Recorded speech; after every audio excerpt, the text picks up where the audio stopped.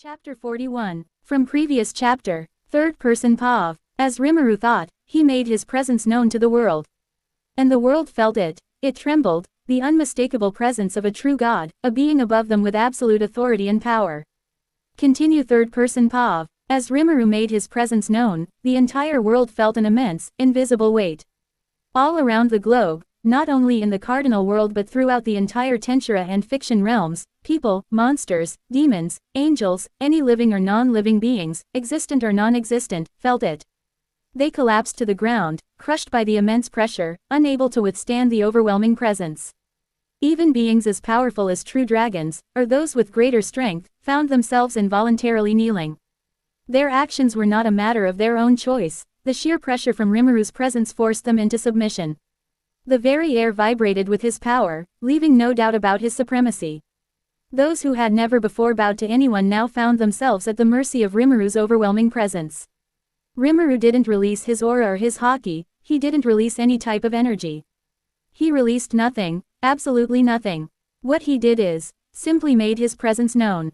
Normally, he erases his presence completely, that even if he stands in front of people, they wouldn't be aware of his existence unless he talks to them, makes any type of contact with them, or he wants them to be aware of him.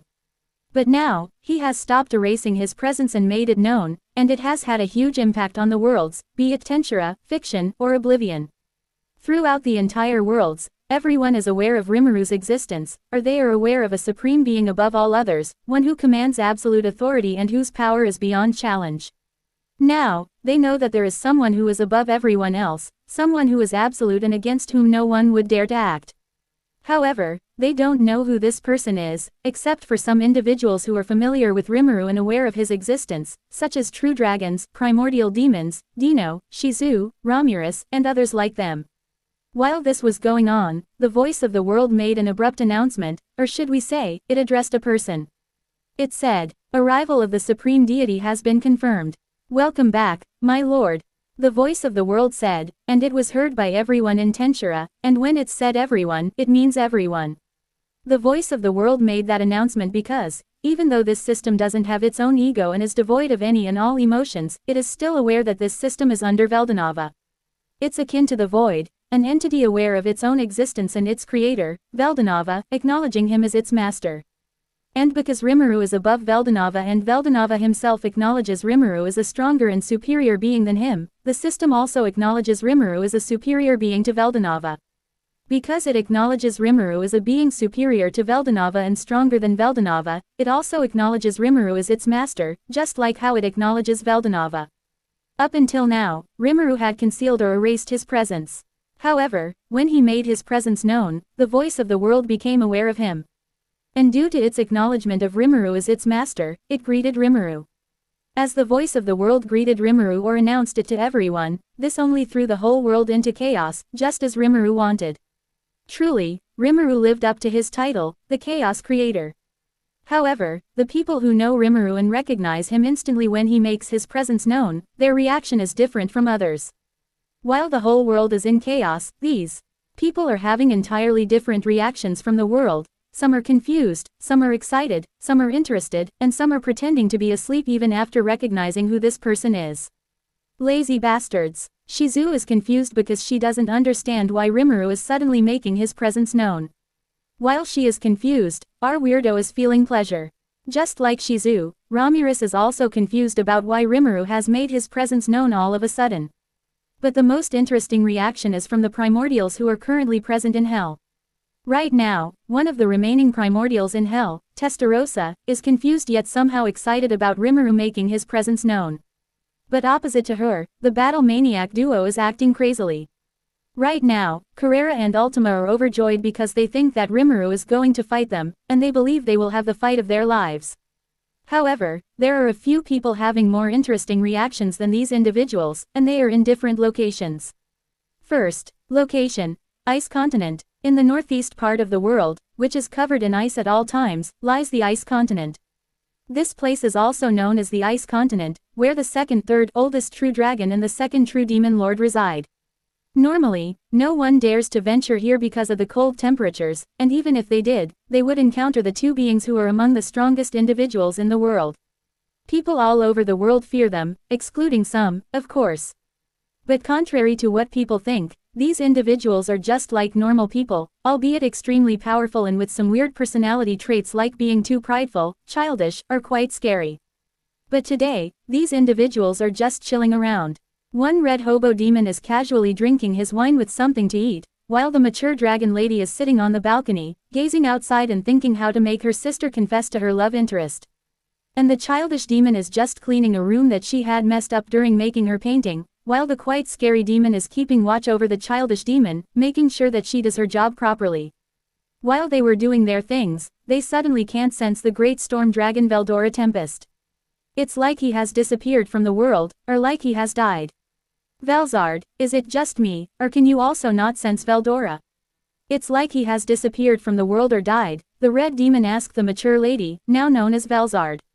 Yes, I can't sense him either, Guy, but I am sure that he didn't die because we true dragons are immortal beings, an abstract existence, and it is impossible for us to be killed completely.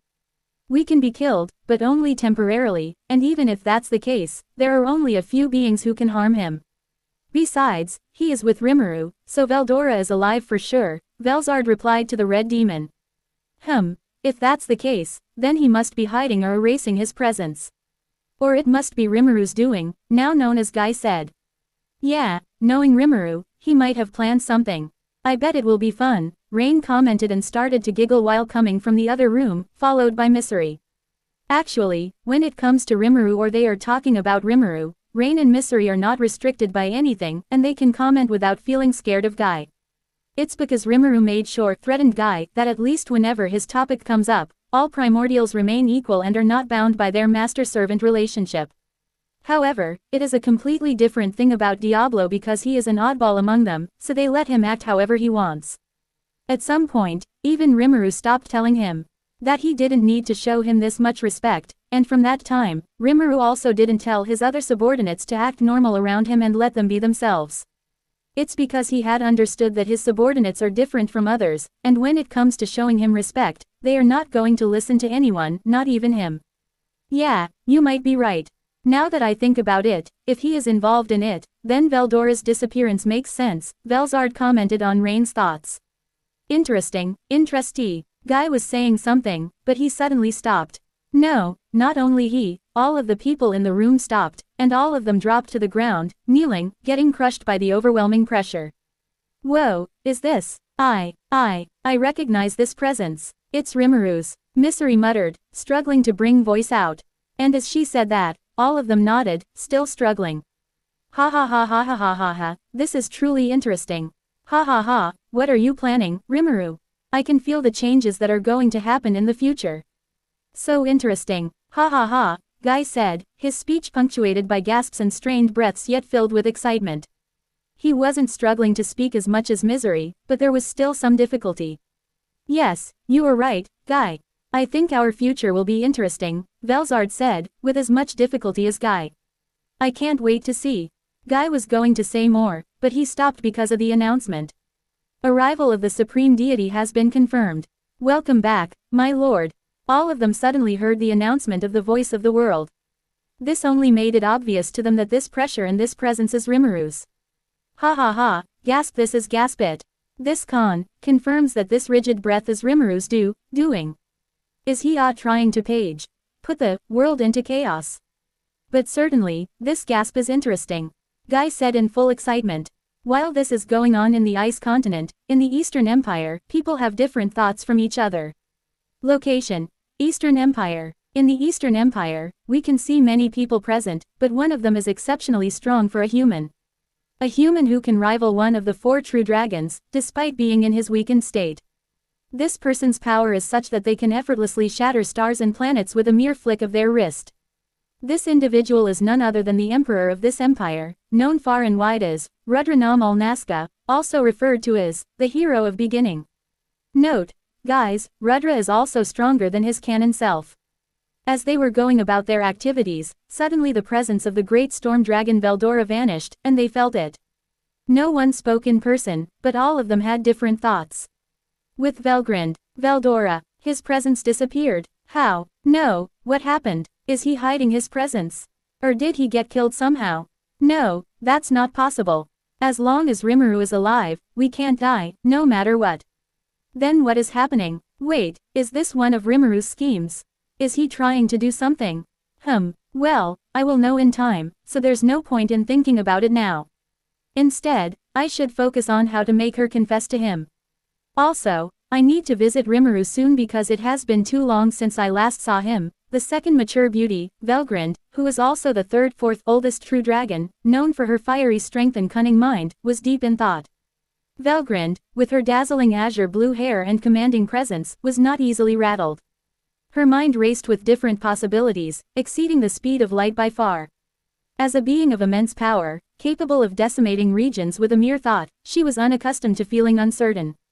Her instincts were always on point, and now she was getting some serious bad vibes.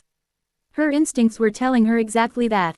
Despite this, the sudden disappearance of her beloved brother, Veldora, had unsettled her. Her thoughts turned towards Rimuru, an entity whose existence knows no bounds yet remains a simple being. She wondered if this disappearance was part of one of his elaborate plans. Rimuru, known for his strategic brilliance and unpredictable moves, could very well be planning something beyond her understanding, which in this case is rather true. Her instincts are right on this point. While she was deep in thought, she suddenly stopped and dropped to the ground, kneeling and getting crushed by the pressure. No, she had not stopped on her own. She stopped because of the overwhelming pressure that had descended upon her. This presence. This is Rimuru's presence. What is happening? Why did he suddenly make his presence known? As she recognized the presence, her thoughts got thrown into chaos. But then she heard something that made her more confused, and that is, arrival of the Supreme Deity has been confirmed. Welcome back, my lord. As she heard the announcement made by the voice of the world, her head, which was already in chaos, was thrown into more chaos. Now I am 100% sure that this is Rimuru. What is happening? She started to work her mind to its fullest, but still, she wasn't able to find any answers. After thinking for some time, she gave up, saying she can't predict what Rimuru is thinking. With Rudranam Ul Nazca. Rudranam Ul Nazca, known as the hero of the beginning, is the emperor of the Nazca Namrium Ulmeria United Eastern Empire, commonly known as the Eastern Empire. Rudra is a legendary figure, famed for being the first human to achieve power on par with the true dragons. His strength is unparalleled among humans, and his abilities are said to rival those of the mightiest beings in existence. As emperor, he has led the Eastern Empire with a combination of wisdom and unmatched power, earning the respect and fear of both allies and enemies alike. Under Rudra's rule, the Eastern Empire has thrived, expanding its territories and influence. He has secured numerous victories and established a powerful, unified state that dominates the eastern part of the world. Despite his immense power, Rudra is also known for his strategic brilliance and his ability to inspire loyalty and dedication among his subjects. His leadership has made the Eastern Empire a dominant force. Rudra possesses untapped potential, remarkable talent, and capabilities to become even stronger and surpass his current or prime self. However, due to a being that resides within him, weakening his soul and causing it to collapse and shatter into pieces, he has been severely debilitated. This internal struggle has significantly weakened him, reducing him to his current state. Despite his current limitations, Rudra has the capacity to surpass even Chloe Aubert, the strongest human in history. Chloe's strength rivals that of the fourth true dragon, the Ice Empress, Velzard, the primordial red, Guy Crimson, and the primordial black, Diablo. Chloe is strong because she honed her skills for an unimaginable amount of time during her countless time loops. Additionally, she is the holder of a God Series ultimate skill, while Rudra doesn't have any of Chloe's advantages. Rudra was an average high human who evolved into a true hero under the guidance of the first true dragon, Veldanava. He only has an ultimate skill but not a God Series ultimate skill. Furthermore, now even his own skill doesn't recognize him as its master, and he certainly hasn't honed his skills for an unimaginable amount of time like Chloe. If Rudra had the opportunity to hone his skills over such an extensive period of time and evolve his ultimate skill into a God Series ultimate skill, then it is 100% certain that he will surpass Chloe. But still, with just an ultimate skill and becoming a true hero, Rudra managed to attain strength comparable to that of the strongest entities like Velzard, Primordial Demon Guy Crimson, and Primordial Demon Diablo. Even in his weakened state, he maintains considerable strength, despite relinquishing his original ultimate skill in exchange for another that does not acknowledge him as its master. Despite these setbacks, he still remains on par with one of the true dragons, the Scorch Empress Velgrind. So, this alone is proof enough of how much potential and talent he has. Truly, the title, the hero of the beginning, suits him very well. It's as if this title was specially made for him. And this person, Rudra Nam Ul Nazca, currently sits on his throne, exuding his majestic appearance and charisma to the world, while contemplating how to defeat his rival, the second demon lord Guy Crimson. While thinking this, he suddenly cannot sense the great storm dragon Veldora Tempest anymore, as if he has disappeared from the world. Because of Veldora's sudden disappearance, Rudra had a thought that could make him the victor in the game between him and Guy Crimson. And that thought is, the storm dragon has disappeared, huh? Well, this could be a great opportunity to start invading the West. Also, I can claim all of the Jura forest for myself too.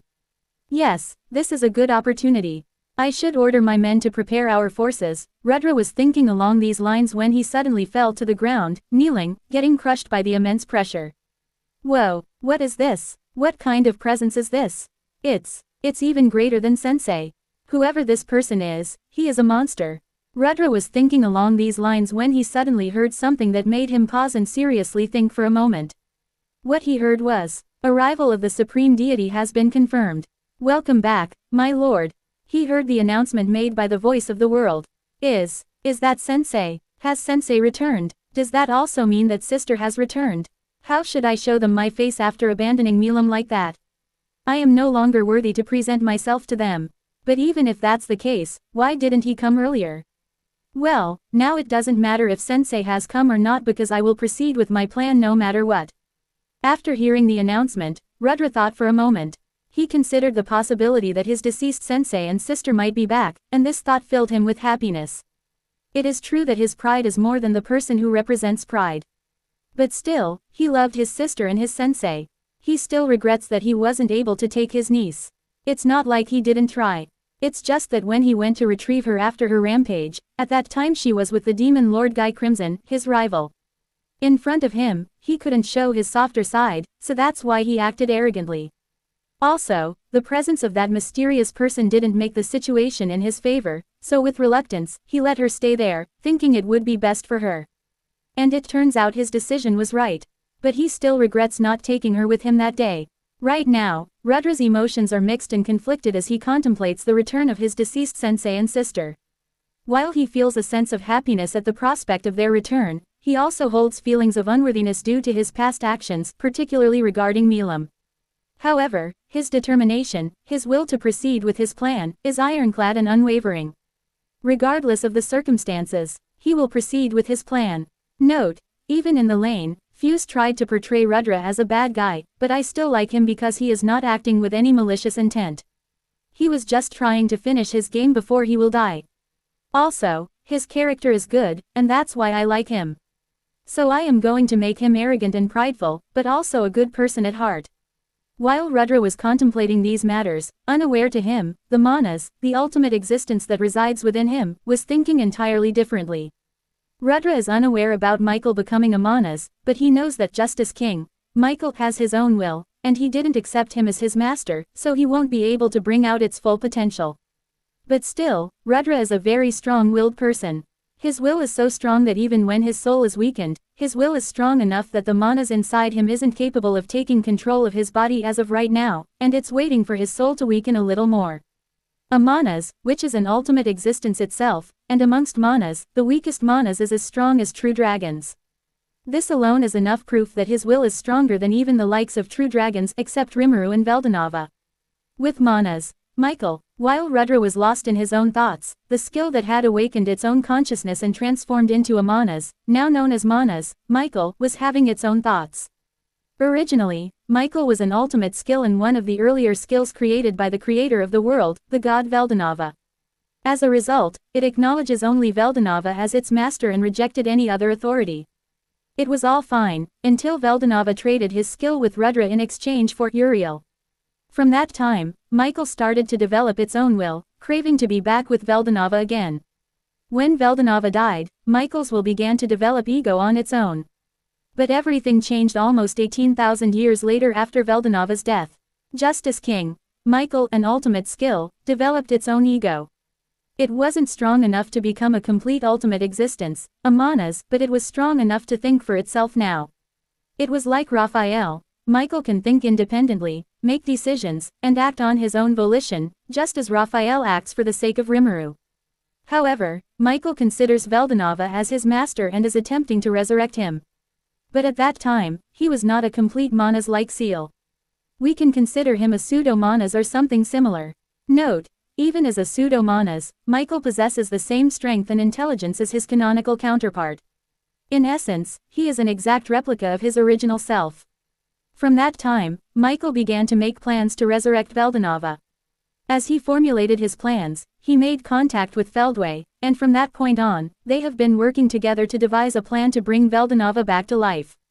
He contacted Feldway because, as his ego grew strong enough to think and make decisions, he began to formulate plans. After creating a plan, he tried to take control of Rudra's body in order to accomplish his goals, but he utterly failed.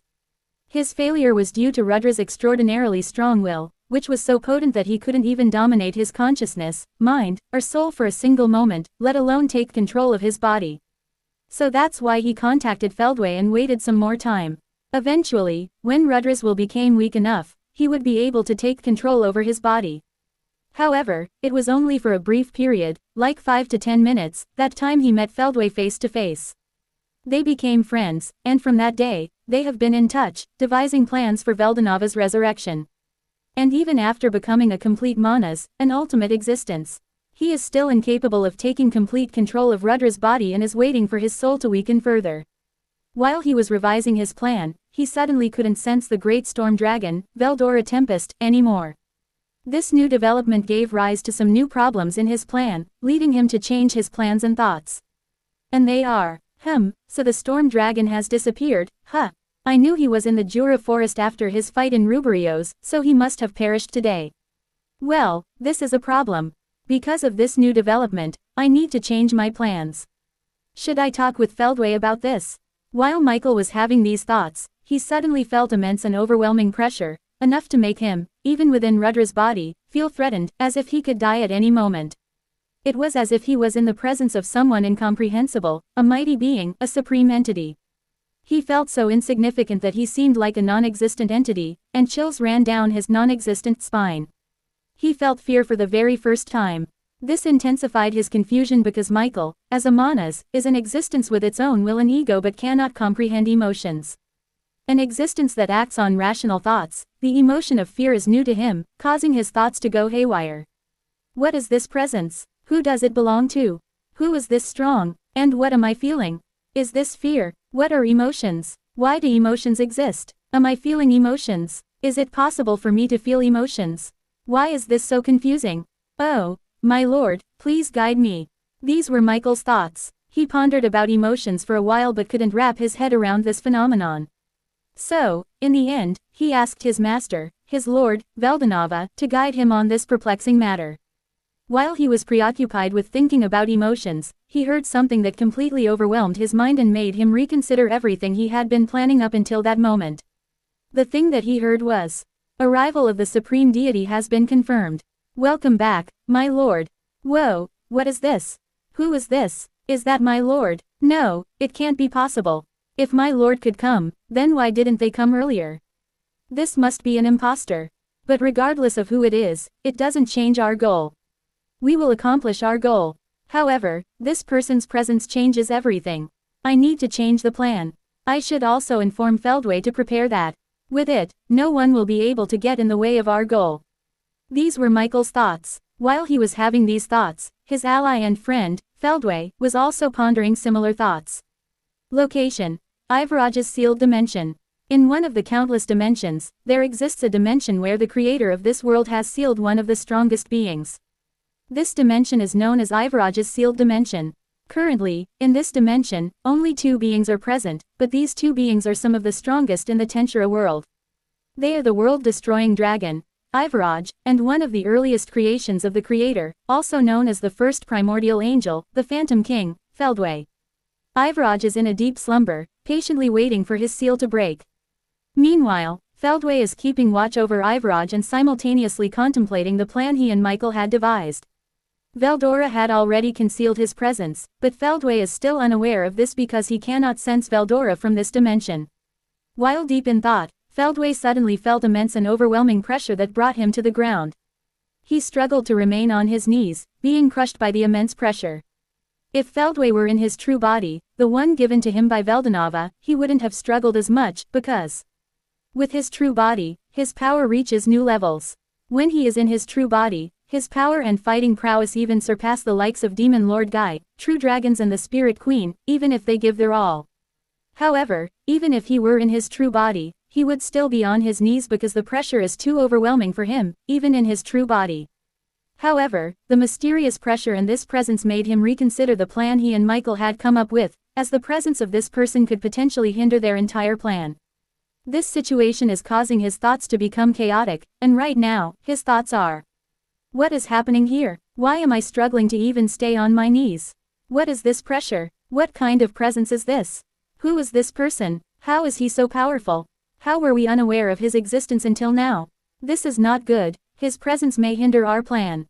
I need to talk with Michael-sama now. While he was thinking about this, he suddenly felt an intense aura. However, this new pressure paled in comparison to the overwhelming force emitted by the mysterious figure. Despite its lesser intensity, this aura worsened his situation. As it grew stronger, he found himself pinned to the ground, as if someone had glued him in place, unable to move even a muscle. So, in order to see where this aura was coming from, he mustered all the strength he had and looked upward toward the direction of Ivraj because the aura coming from that direction. What he saw astonished him, it stunned him. The world-destroying dragon, Ivraj, who had been in slumber for millions of years, was wide awake. Ivraj stared intensely in one direction, radiating full fury and killing intent, all the while releasing his aura. Right now, Ivraj has awakened from his long slumber because of the familiar presence he sensed from years ago. It was the same presence of a being that had killed him multiple times. Although Ivraj is a mindless being with no intelligence whatsoever, he can still remember some things. Over the passage of time, he has gradually developed his own sense of self, his own ego, just as Veldanova had thought he will. His ego is still weak, to the point that he can only remember a few things, such as his meeting with Veldanova, his thirst for destruction, and the presence of the being who had killed him multiple times. When he sensed the familiar presence, he awoke from his slumber. Because he had been in his slumber for millions of years, his thirst for destruction only increased during that time. This presence reminded him of the person who had killed him multiple times, intensifying his anger and thirst for destruction even further. And in this state of anger, he uttered his first few words. I'll kill you and destroy this world. He didn't say it aloud because, at the moment, he can only think and cannot speak. However, his anger only served to strengthen his ego and accelerate its development. Given time, it is guaranteed that his ego will fully develop. While this was happening with Ivraj, Feldway was completely stunned by seeing Ivraj like this. After millions of years of slumber, this was the first time Ivraj had awakened, and right after awakening, he is showing this much hostility towards this mysterious person. This reaction left Feldway more wary of this individual. While Feldway was stunned, he heard an announcement that made him almost lose his mind, and that announcement is: arrival of the Supreme Deity has been confirmed. Welcome back, my lord. What is happening? Why did the voice of the world suddenly make this announcement? Has my lord returned? No, this is not the case because I cannot feel my lord.